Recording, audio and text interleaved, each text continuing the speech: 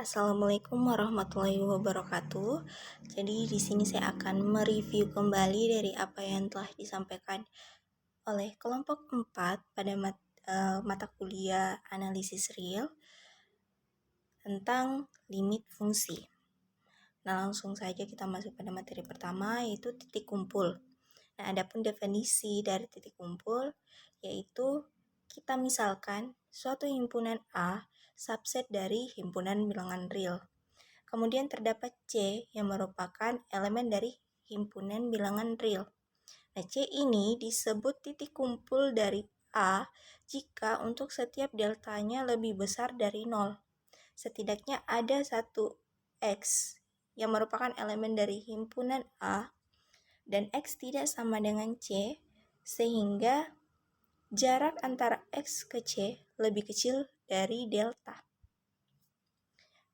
Nah, yang kita perhatikan di sini yaitu deltanya itu lebih besar dari 0, berarti deltanya ini tuh positif. Dan yang kedua, jarak antara X ke C itu lebih kecil dari delta. Nah, kita perhatikan pada gambar di sini sebelah kanan. Ini titik yang ada di sini itu titik C ini dikatakan titik kumpul apabila setiap deltanya itu ada di sini di tengah-tengah. Nah, sepanjang apapun kita ambil garisnya delta, maka di sini kita juga dapat menunjukkan X-nya. X-nya itu di sini. Nah, berdasarkan definisi tadi, setidaknya ada satu X yang merupakan elemen dari himpunan A. Kecuali X-nya itu tidak sama dengan C, maka di sini X-nya itu tidak termasuk pada titik C. Nah, kemudian jarak antara X ke C ini dia lebih kecil dari delta. Dan selanjutnya teorema pertama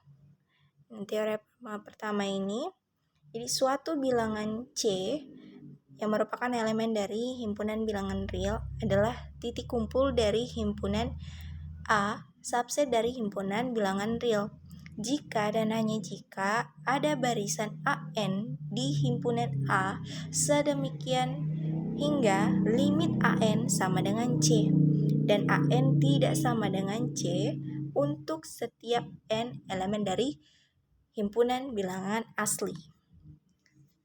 Nah, pada teorema ini menjelaskan bahwa kalau misalkan C ini merupakan titik kumpul, maka akan terdapat barisan bilangan yang memusat ke C.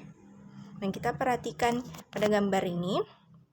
Nah, jika C ini yang titik merah, jika C ini adalah titik kumpul dari himpunan A, ini himpunan A yang biru-biru, maka untuk setiap N yang merupakan elemen dari himpunan bilangan asli, maka terdapat Xn yang elemen dari himpunan A. Dan Xn ini dia tidak sama dengan C. Sehingga jarak antara Xn ke C itu lebih kecil dari 1/n. Dengan demikian, barisan Xn ini akan memusat ke C. Atau dengan kata lain, limit Xn ini dia sama dengan C. Selanjutnya, limit fungsi. Nah, adapun definisi dari limit fungsi yaitu kita misalkan suatu himpunan A subset dari himpunan bilangan real dan C adalah titik kumpul dari himpunan A. Untuk sebuah fungsi yang memetakan himpunan A ke himpunan bilangan real, L dinyatakan sebuah limit dari F pada C jika diberikan sebarang epsilon lebih besar dari 0, terdapat delta lebih besar dari 0.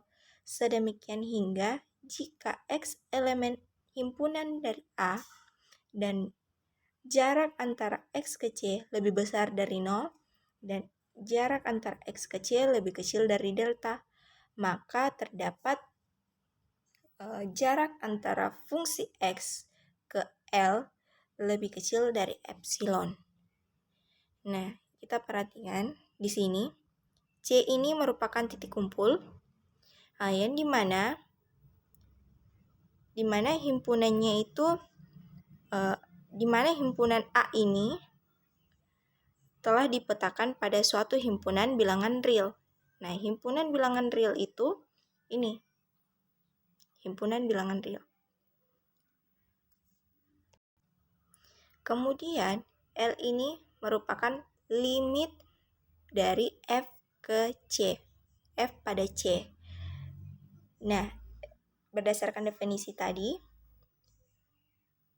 jika diberikan sebarang epsilon, nah, di sini kita tunjukkan epsilonnya lebih besar dari 0. Nah, yang di sini ini epsilonnya positif, maka terdapat delta yang positif pula.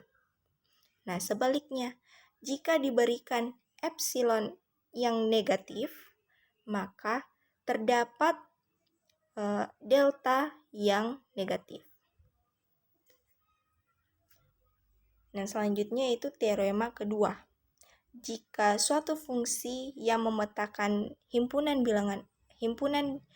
A ke himpunan bilangan real, dan jika C suatu titik kumpul dari A, maka F hanya dapat mempunyai satu titik limit pada C.